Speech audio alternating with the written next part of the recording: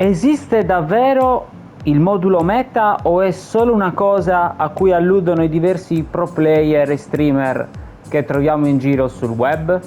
Guardate il video fino alla fine ragazzi, perché oggi lo andremo a scoprire insieme. Buongiorno a tutti ragazzi, benvenuti a tutti dal vostro Luca Talan. Come state ragazzi? Allora, oggi sì, come avete capito parleremo di modulo meta. Prima di addentrarci però vi ricordo della piattaforma Amazon e Gamivo. Trovate di entrambe le piattaforme i link in descrizione. Sono dei link che vi portano appunto con il mio codice, ma totalmente gratuiti. Amazon la conosciamo tutti, potete fare tutti gli acquisti che volete senza spendere un centesimo di più, mentre Gamivo è una piattaforma videoludica in cui potete acquistare tutti i prodotti appunto videoludici a dei prezzi veramente baratti, e avete diritto anche al codice sconto che avete trovato a inizio video. Quindi ragazzi, dicevamo del meta. Esiste su questo gioco il modulo meta che tutti appunto ci milantano di aver trovato, di utilizzare, utilizzano tutti i top 10, top 20 al mondo, lo utilizzano insomma quasi tutti almeno. Ma oggi ragazzi vi dirò una cosa: il modulo meta su eFootball, a differenza di qualche altro gioco, non esiste. Per alcuni diciamo che queste disposizioni in campo famose, simil meta, chiamiamole così, sono magari più performanti di altre, ma non esiste un modulo meta vero e proprio, cioè non è come su altri giochi che, per dire, io arrivo da FIFA, da tanti anni ho sempre utilizzato il 4-3-3, quello per me era il modulo meta di FIFA.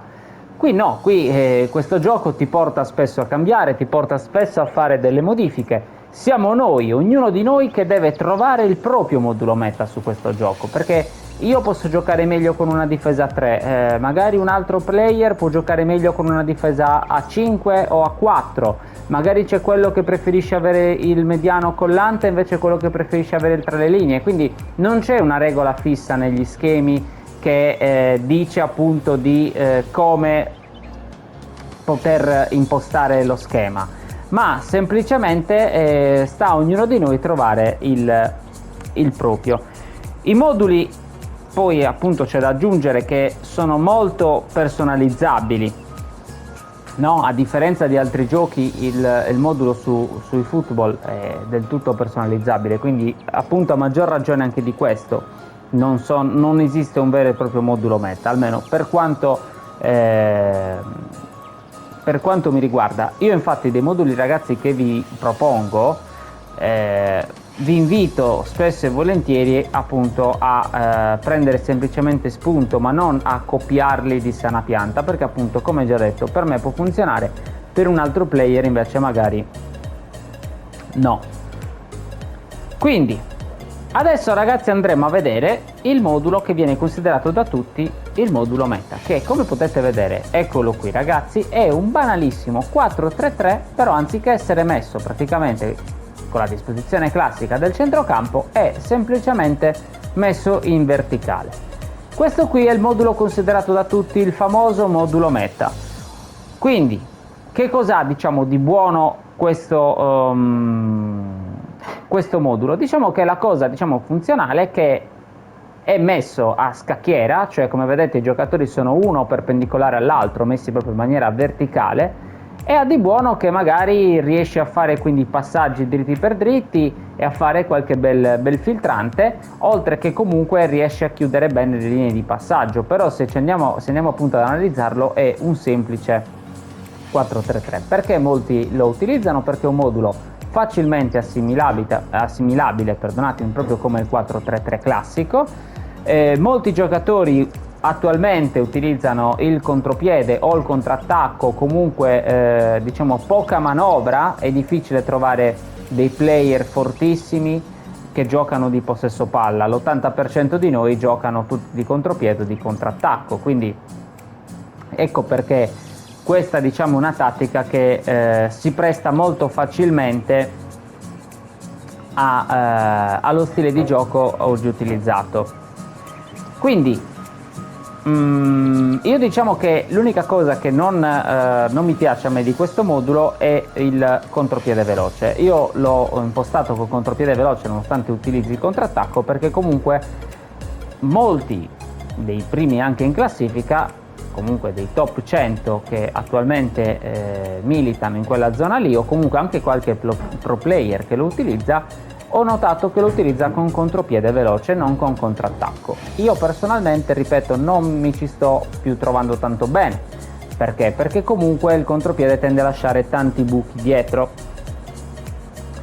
e sinceramente non mi va di prendere gol magari per un semplice passaggio filtrante in cui avevo semplicemente la difesa alta e quindi non sono riuscito a intercettarlo.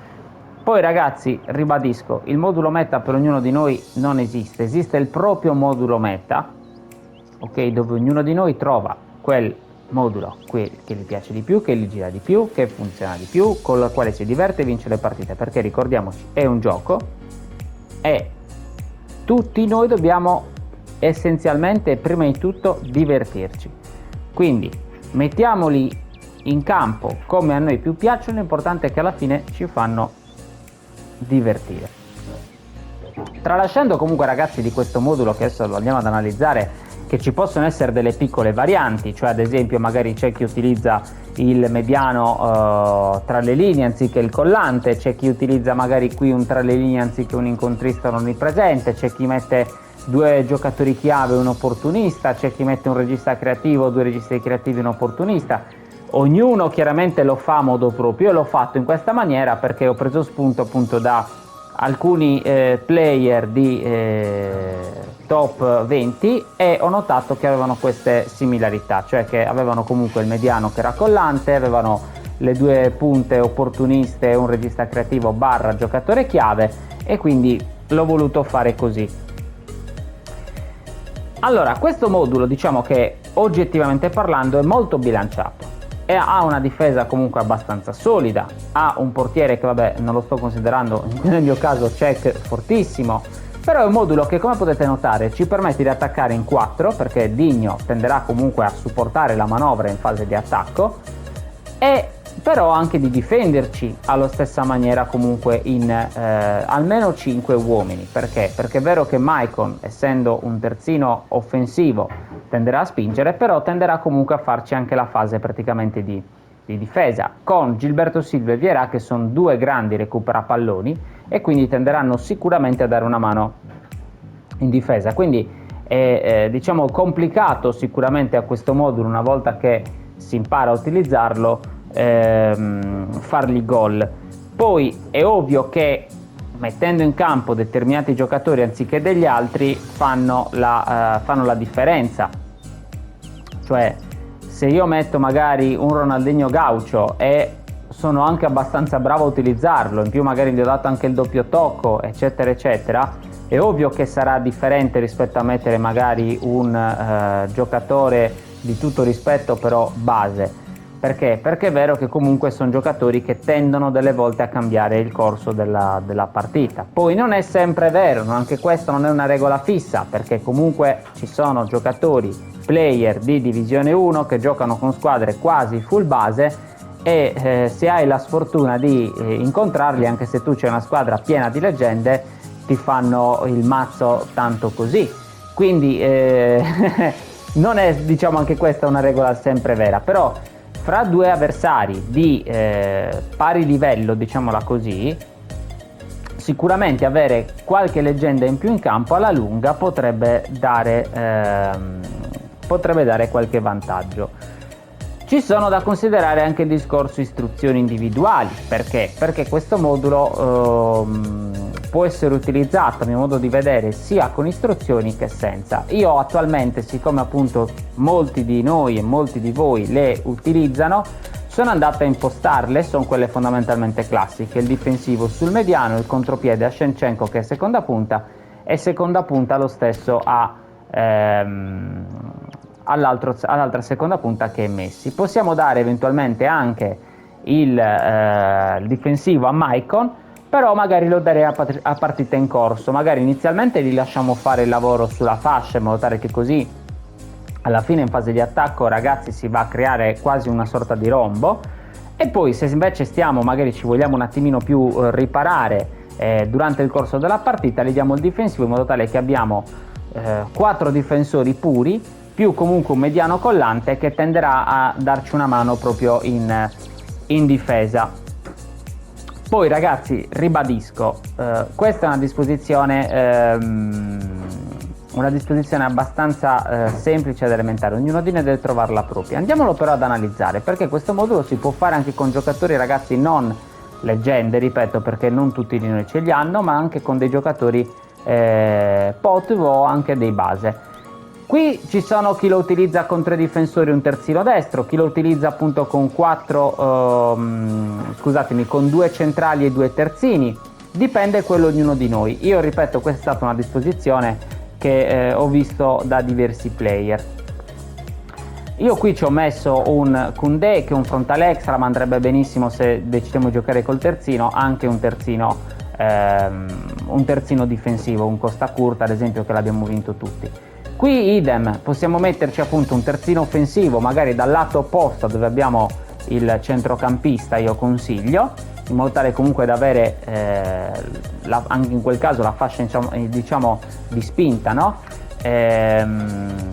E poi 2 stili diversi. Io abbino sempre un incontrista a uno sviluppo. Possiamo metterci però ad esempio qui un Arnold, al centro qui un Rudiger e un Van Dijk, ipotesi, un Rudiger e un De Ligt, Upamecano, insomma ce ne sono diversi giocatori. Qui al centro ho messo un collante, ma possiamo metterci, come già detto, anche un tra le linee. Chi va bene anche un Casemiro, va bene anche un Fabinho, va bene anche un Rodri, insomma dei giocatori che abbiano quelle carte lì. Come tra le linee va benissimo un Kimmich, va benissimo, abbiamo visto da poco un Camavinga, che infatti io mi porto dietro. Quindi l'importante, ragazzi, è che abbiano una buona fase difensiva, perché ci devono dare una mano. Il tra le linee, diciamo, è che la cosa buona è che ha anche la fase di supporto in avanti, quindi tenderà a salire un pochino di più, mentre il collante tenderà a stare più qui, proprio ad aspettare di perdere palla, insomma, per essere subito pronto in copertura.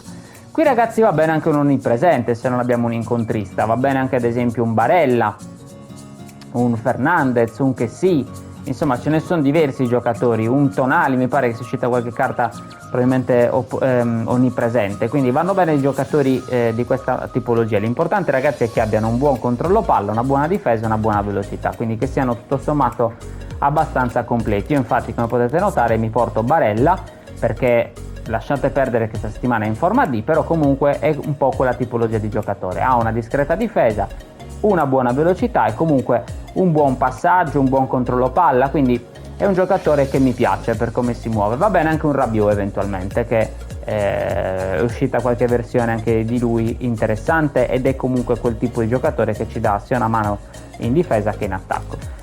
Trequartista, ragazzi, capisco che non tutti possiamo avere Ronaldinho, va bene anche un Cucu, io infatti mi porto proprio lui. Va bene anche il nostro amico giapponese uscito un po' di tempo fa, aspettate che lo cerco e ve lo faccio vedere, giapponese, cinese, perdonatemi, non conosco bene la sua nazionalità, però è abbastanza forte, che era del pool appunto delle nazionali di un mesetto fa, all'incirca 2 mesetti fa, Chanatip, che è molto interessante anche lui. Infatti ero indeciso se portare in Cucu o lui, però alla fine ha prevalso il nostro amico del Chelsea.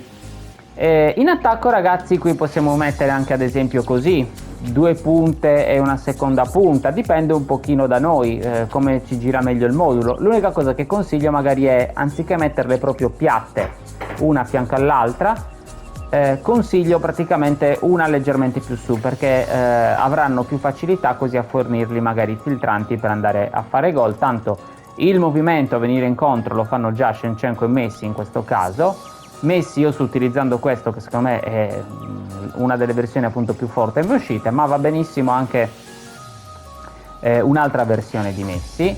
Tanto ormai Messi, Neymar sono giocatori che abbiamo tutti. Io appunto mi sto portando anche Neymar, mi sto portando Belletti in caso Maicon sia freccia in giù. Mi porto anche questo De Paul, ragazzi, perché questo De Paul va bene, è molto forte, scusatemi, è molto forte come trequartista al posto ad esempio di Ronaldinho, se vogliamo ancora più spinta. Mi porto anche un giocatore chiave, un giocatore chiave comunque da mettere al posto di Shevchenko o di Messi, perché questo Griezmann veramente è spettacolare. Neymar lo stesso, me lo porto in alternativa a tutta quella zona di attacco, e per variare un pochino mi porto anche un classico numero 10, Maradona, che ho vinto l'altro giorno. Questa infatti è la sua build, perché magari decido appunto di cambiare, di giocare in una maniera in cui ho un giocatore più meno, diciamo, di movimento in attacco, ma voglio più un punto di riferimento, e quindi Maradona mi è molto utile. In difesa Baresi e Costa Curta, una garanzia, quindi Modric al posto eventualmente di Vieira, o anche trequartista lo fa molto bene. E come mediano, ripeto, mi sto portando Camavinga, che tanto è forma B, quindi dovrebbe essere sempre, anche lui è forma B, dovrebbero essere quasi sempre entrambi molto con la freccia in su, insomma. Però, quindi ragazzi, fondamentalmente è questo il succo di questo modulo che è fatto di pressing, è fatto di chiusure, anticipi e passaggi filtranti. Questo, ragazzi, è un modulo dove non c'è tutto questo gran palleggio. Sì, diciamo che si potrebbe andare a creare, dipende dalla tipologia di giocatori che andiamo a mettere in campo, però è un modulo, ragazzi, lo vediamo anche già dall'immagine, molto molto verticale. Quindi lasciate perdere chi vi dice, ragazzi, copiatelo così com'è, mettetelo in campo e vedrete che anche voi vincerete tutte le partite. No, ragazzi, non esiste. Questo è un falso mito, appunto, i così chiamati falsi miti. Ognuno di noi deve trovare il proprio, perché se voi andate a copiare di sana pianta, magari a qualcuno di voi girerà, ma tanti altri di voi si lamenteranno che non è vero, che non gira, che perdono tutte le partite. Quindi, ragazzi, prendete spunto se volete anche da questo, provatelo magari, non vi dico niente, provatelo magari, metterlo anche così proprio in campo con giocatori simili a questi che ho messo io, se non avete gli stessi, e provatelo, magari a qualcuno funzionerà. Però è probabile che molti altri di voi invece dovranno fare delle piccole modifiche, perché ricordiamoci che ognuno di noi ha dentro di sé il proprio modulo meta, perché su sto gioco non esiste uno dato appunto dal gioco, quindi bisogna soltanto cercarlo e trovarlo. Io vi ringrazio di essere stati qui con noi, fatemi sapere nei commenti che ne pensate. Un saluto a tutti dal vostro Luca Talan, ciao!